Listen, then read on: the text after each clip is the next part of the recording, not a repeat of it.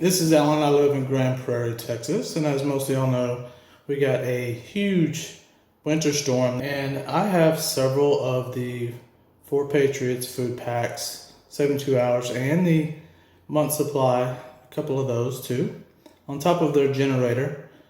The good part about all of this is that it was just such a peace of mind to have this stuff. We were 3 days without power. Temperatures were in the 20s, sometimes in the 17s, 18s, in the house. None of the blankets in the world could keep you warm. But the good part of all of it, we had the generator.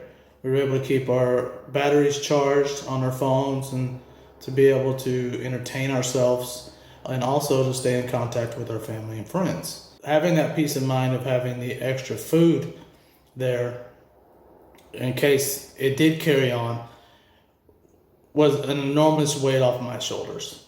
I greatly appreciate having that food and having the access to that. We did eat a few of the things and they were just awesome tasting stuff for, something that's packaged to last for 25 years. Great to have in the house, great to have. So go out and get your supply of, 4 Patriots food just for peace of mind. It's good stuff.